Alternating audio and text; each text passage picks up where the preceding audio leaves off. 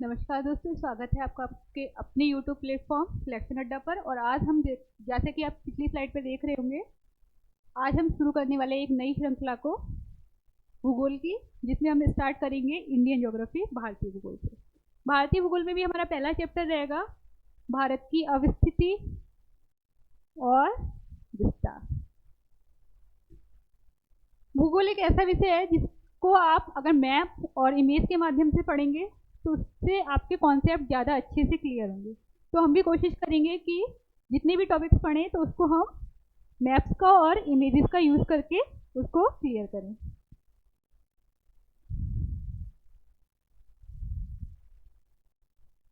जो हमारा पहला चैप्टर है भारत की अवस्थिति और विस्तार, इसको हमने कुछ सब टॉपिक्स में डिवाइड कर लिया है। कौन कौन से सब टॉपिक्स हैं हमारे? पहला है हमारा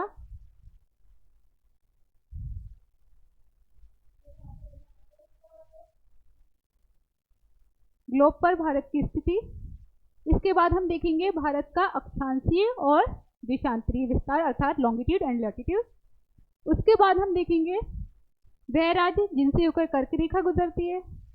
उसके बाद देखेंगे भारत की मानक समय रेखा, स्टैंडर्ड टाइम जोन जिसे माना है इंडिया की, वो क्या है और किन राज्यों से होकर गुजरती है। फिर इसके बाद हम देखेंगे भारत का क्षेत्रफल अर्थात एरिया। इसके बाद हम जो हमने रखा है सब टॉपिक, वो देखेंगे हम भारत की जलीय और स्थलीय सीमा। फिर हम देखेंगे भारत के दूरस्थ बिंदु, पूर्वी, पश्चिमी, उत्तरी, दक्षिणी, इनको जानेंगे। इसके बाद देखेंगे हम भारत के सीमावर्ती और पड़ोसी देश।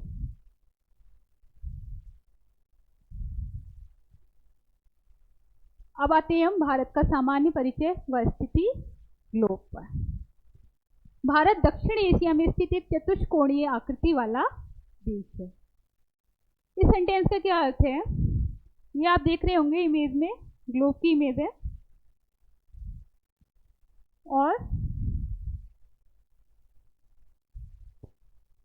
ये आप ग्लोब की इमेज पर आपको दिख रहे हैं ये हमारे 7 कॉन्टिनेंट्स हैं। कौन कौन से हैं? North America, south America, Africa, Europe, Asia and Australia.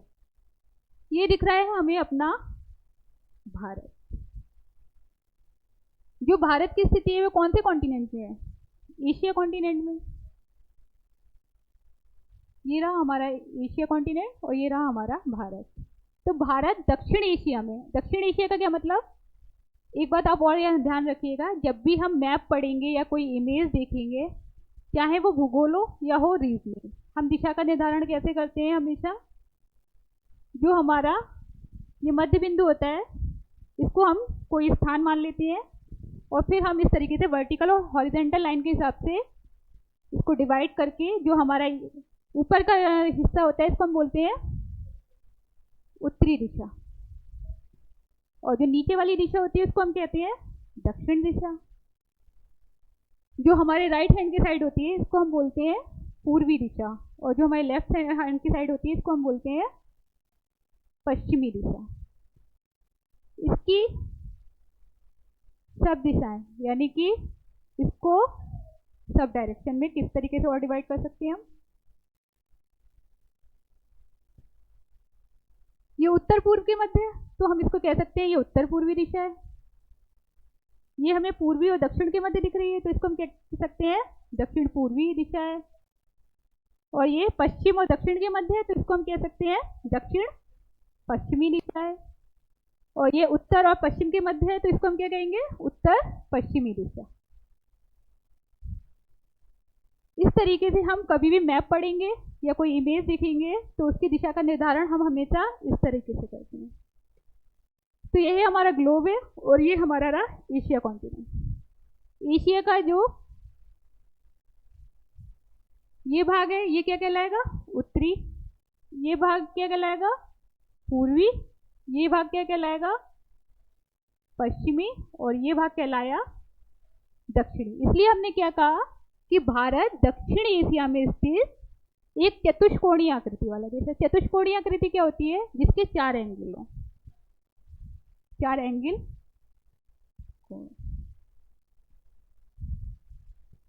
ये रहा हमारा भारत। और अगर हम इसको देखें तो इसकी आकृति कुछ इस तरीके से बनती है, जो क्या कहलाएगी? चतुष्कोणीय आकृति।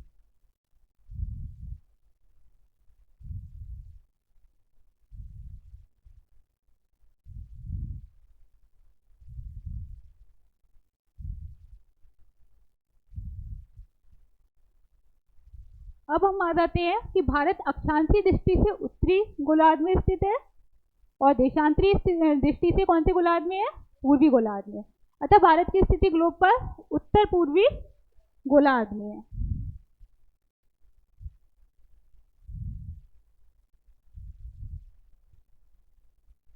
इसको हमने उत्तरी गोलार्ध पूर्वी गोलार्ध क्यों बोला? अभी हमने दिशा का निर्धारण किया था। किसी चीज की भी दिशा निर्धारण कैसे करते हैं?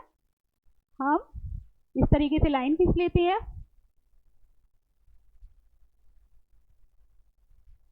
ये हमारी दिशा होती है हमेशा उत्तर यानी कि नॉर्थ, ये होती है हमारी साउथ, ये रही हमारी ईस्ट यानी कि पूर्व, और ये रही हमारी वेस्ट यानी कि पश्चिम दिशा। तो जो भारत की स्थिति है वो अक्षांशीय दृष्टि से, अक्षांशीय दृष्टि क्या है?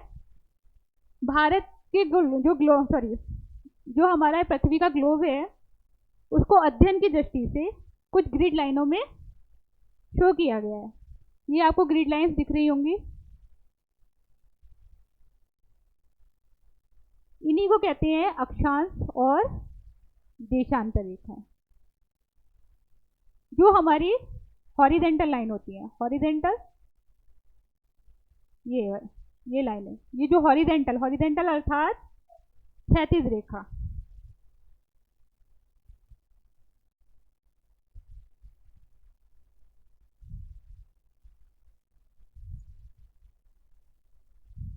ये इनको क्या कहते हैं? हम अक्षांश रेखाएं।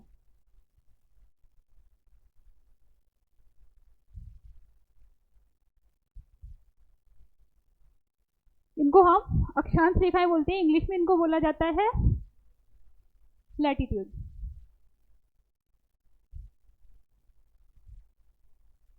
और जो हमारी वर्टिकल लाइंस होती हैं इनको हम बोलते हैं देशांतर रेखाएं। इंग्लिश में इनको बोला जाता है वर्टिकल अर्थात लंबवत।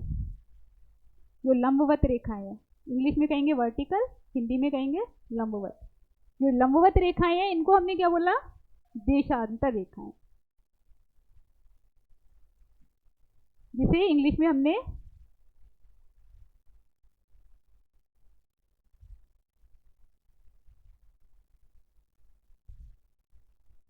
लॉन्गिट्यूड कहा।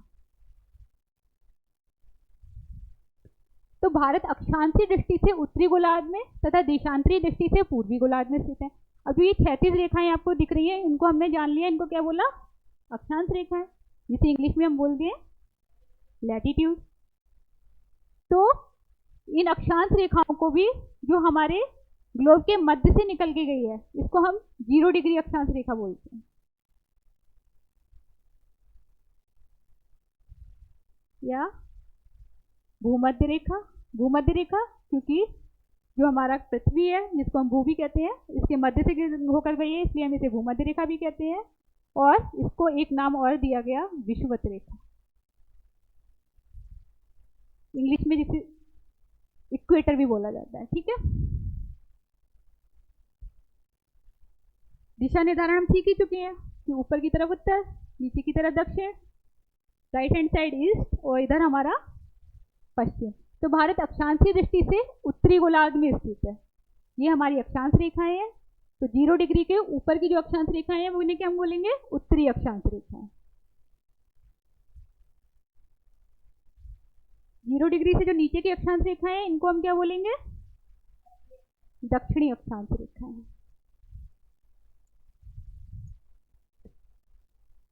भारत की अक्षांशीय दृष्टि से उत्तरी गोलार्ध में, तो भारत अक्षांशीय दृष्टि से कहां पर आए?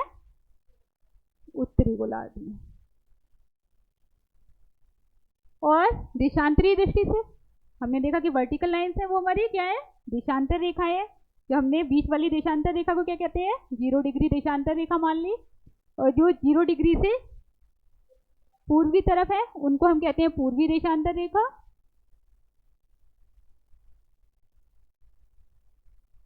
और जो 0 डिग्री से वेस्ट यानी कि पश्चिम की तरफ है उनको हम क्या कहते हैं, पश्चिमी देशांतर रेखा। तो भारत हमारा देशांतर स्थिति से कौन से गोलार्ध में हुआ, पूर्वी गोलार्ध में। तो हम कह सकते हैं कि भारत हमारा ग्लोब पर स्थित कहां पर है, उत्तर पूर्वी गोलार्ध में।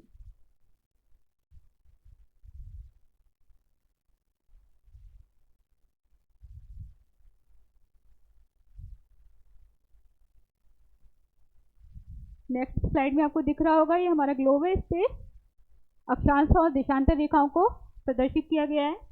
ये हमारी जो रेड लाइन आपको दिख रही है, ये क्या है, हमारी 0 डिग्री देशांतर रेखा, और जो बीच में से आपको दिख रही है हमारी भूमध्य रेखा है। लॉन्गिट्यूड लैटिट्यूड हम देख ही चुके हैं। जो हमारी वर्टिकल लाइंस होती हैं, वर्टिकल लाइंस होती हैं उसको हम क्या कहते हैं, लंबवत रेखाएं, देशांतर रेखाएं। और जो हमारी हॉरिजेंटल लाइंस होती हैं जिसको हम बोलते हैं लैटिट्यूड अर्थात अक्षांश रेखा।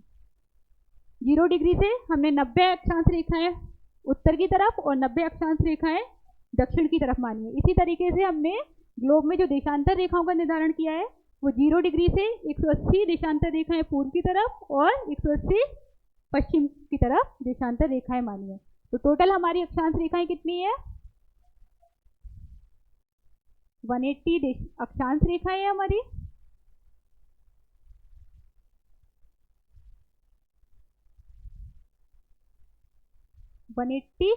अक्षांश रेखाएं हैं, और जो हमारी देशांतर रेखाएं हैं वो कितनी है, 0 डिग्री से 180 इधर है और 180 इधर है, तो 7।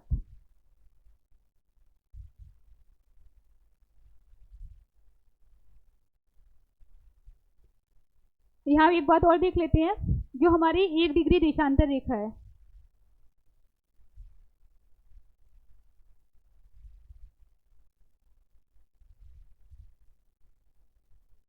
जब हम जानते हैं कि हमारी पृथ्वी रोटेट हो रही है, घूम रही है, तो जब हम 1 डिग्री की दूरी तय करते हैं,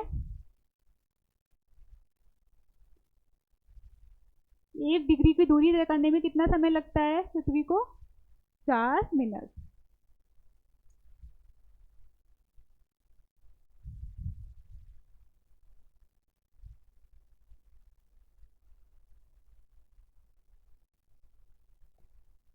अब हमने अक्षांश देशांतर को समझ लिया, अब हम भारत का अक्षांश और देशांतरीय विस्तार देखेंगे। भारत का अक्षांशीय और देशांतरीय विस्तार, भारत के जो लॉन्गिट्यूड और लैटिट्यूड है वो कौन से हैं और भारत कौन से लॉन्गिट्यूड और लैटिट्यूड से कहां तक है। तो जो भारत का अक्षांशीय विस्तार है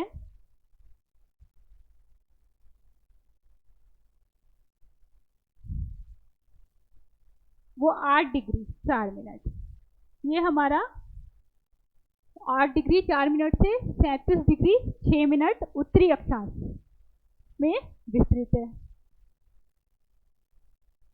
इसको हम बोलते हैं, जो ये ऊपर साइन होता है इसको हम मिनट बोलते हैं, भूगोल की भाषा में इसे मिनट बोला जाता है। 37 डिग्री 6 मिनट तक उत्तरी अक्षांश तक भारत की स्थिति है। अब हम देशांतरीय विस्तार देखें इसका, तो भारत का देशांतरीय विस्तार क्या है, 68 डिग्री 7 मिनट से 97 डिग्री 25 मिनट पूर्वी देशांतर तक। जो हमारा ये भारत का पश्चिमी बिंदु है वो कौन सी देशांतर रेखा को टच कर रहा है, 68 डिग्री 60 मिनट। और जो हमारा कहाँ से कहाँ तक गया है भारत का ये देशांतरीय विस्तार, जो ये बिंदु है जो हमारा ईस्ट में, ये कहाँ पे टच कर रहा है कौन सी देशांतर रेखा को, 97 डिग्री 25 मिनट। तो हम कह सकते हैं जो हमारा भारत का देशांतरीय विस्तार है वो 68 डिग्री 7 मिनट से 97 डिग्री 25 मिनट तक विस्तृत है। आपको भारत के मध्य में एक रेखा दिख रही होगी, अक्षांश रेखा। ये अक्षांश रेखा 23.5 डिग्री पर है।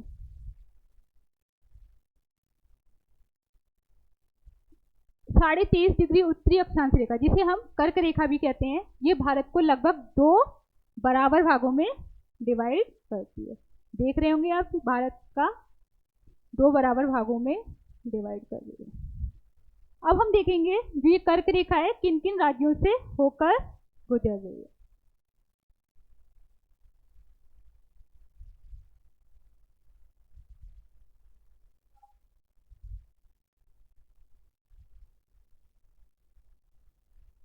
भारत के राज्य जिनसे होकर कर्क रेखा गुजरती है।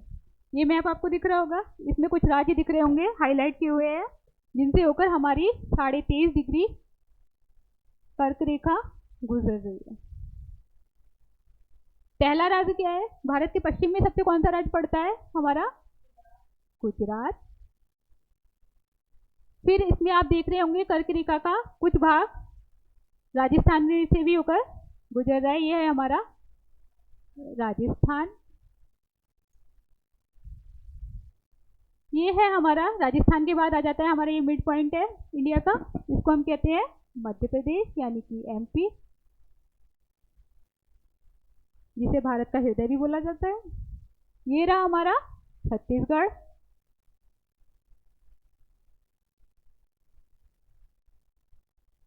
और छत्तीसगढ़ के बाद हमारा क्या है? झारखंड, रांची जिसकी राजधानी है, और इसके बाद आ जाता है हमारा झारखंड के पास में पश्चिमी बंगाल। ये है हमारा पश्चिमी बंगाल। फिर इसके बाद ये आ जाता है हमारा जो ये इस तरीके से आकृति बनी हुई है, ये हमारा है त्रिपुरा, और सबसे नीचे जो ये दिख रहा है आपको, ये है हमारा मिजोरम। इस तरीके से हमने देखा कि भारत के राज्य जिनसे होकर कर्क रेखा गुजर रही है। कितने हैं? काउंट कर लेते हैं। 1 2 3 4 5 6 7 एंड 8। तो हमने क्या देखा कि भारत के 8 राज्य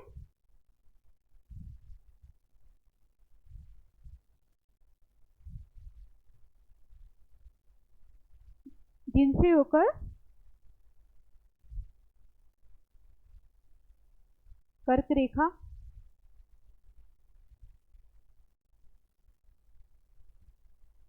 गुजरती है।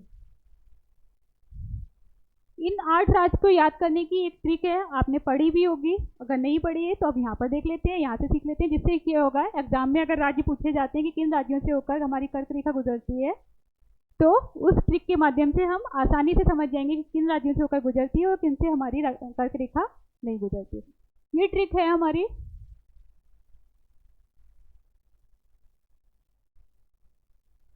मित्र पर गमछा झाड़।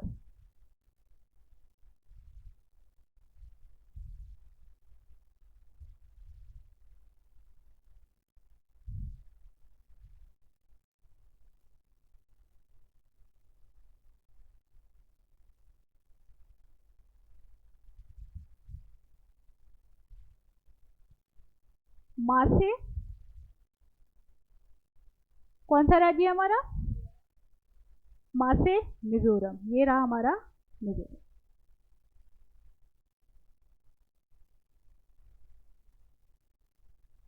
त्रा से त्रिपुरा, कहाँ है त्रिपुरा भारत में? ये रहा हमारा त्रिपुरा।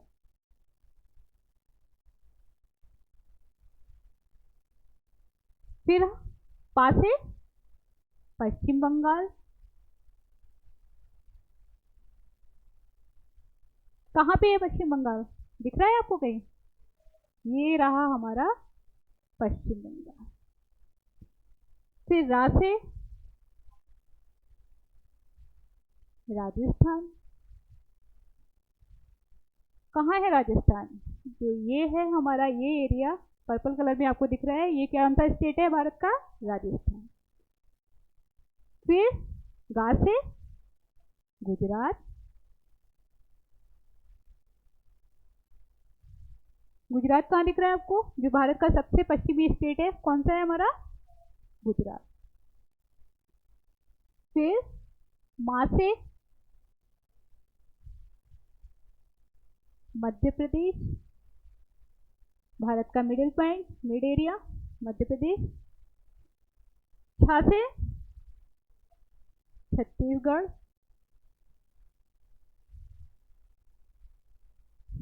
मध्य प्रदेश और झारखंड के बीच में जो आपको ये स्टेट दिख रहा है, ये कौन सा है हमारा? छत्तीसगढ़। फिर आ जाते हैं हम झा से झा और रा से झारखंड।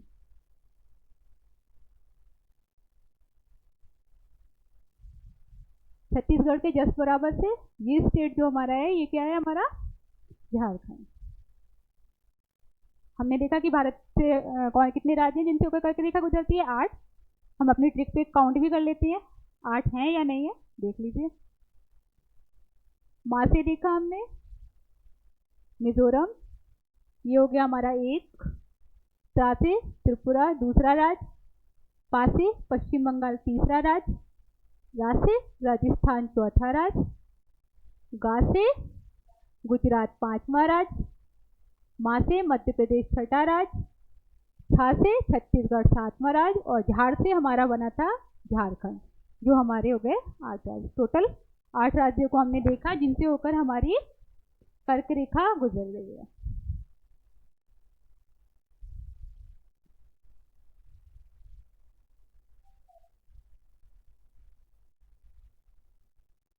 अब इसी तरीके से जो देशांतर रेखा है, हमने देखा था कि भारत का